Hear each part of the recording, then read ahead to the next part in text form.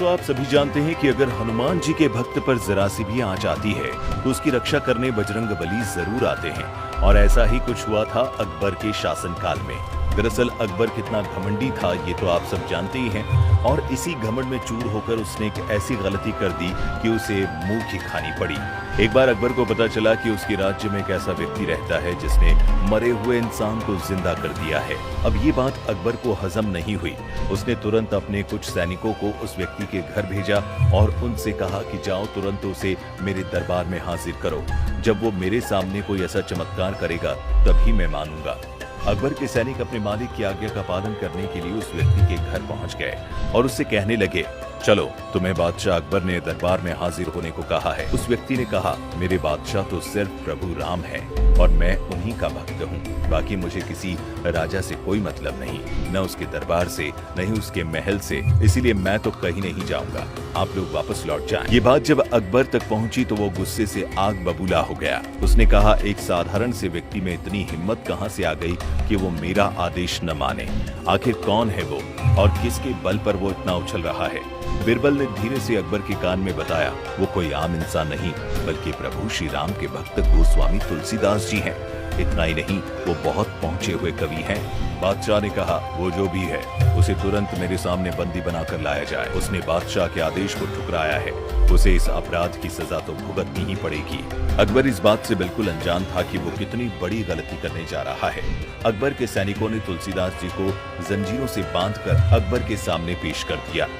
अकबर ने तुरंत उनसे कहा, क्या तुम्हें मालूम नहीं कि यहाँ का बादशाह मैं हूँ? और एक बादशाह जो कहता है वो सबको मानना पड़ता है, लेकिन मेरी बात मानना तो दूर, तुमने तो मुझे झुककर सलाम भी नहीं किया। तुलसीदास जी ने कहा, मैं तो एक संत हूँ, मुझे किसी बादशाह से क्या लेना देना? मेरे बादशाह तो वो हैं जो तीनों लोगों के स्वामी हैं, मेरे भगवान राम, और मेरा सर सिर्फ उन्हीं के सामने झुकता है।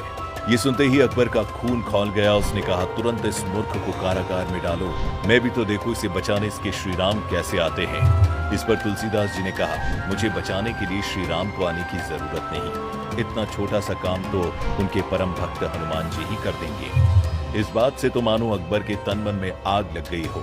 इस दुष्ट को मेरी आंखों के सामने से तुरंत लेकर जाओ। आदेश मिलते ही सैनिक तुलसीदास जी को घसीटते हुए ले जाने लगे। तभी तुलसीदास जी ने परम भक्त हनुमान जी को याद करना शुरू कर दिया और उनका गुणगान करने लगे।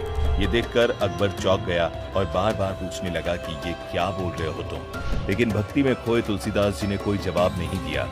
तभी थोड़ी ही देर में वहां हनुमान जी की सेना ने हमला बोल दिया और लाखों बंदरों ने एक साथ वहां उत्पात मचा दिया। पल भर में ही वानर सेना ने अकबर के सैनिकों और उसके महल को तहस नहस कर दिया।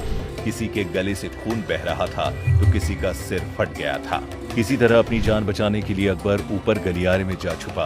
अपने महल में ऐसी अफरा तफरी देख उसके छक्के छूट गए। पसीने से लथपथ अकबर को कुछ भी समझ में नहीं आ रहा था।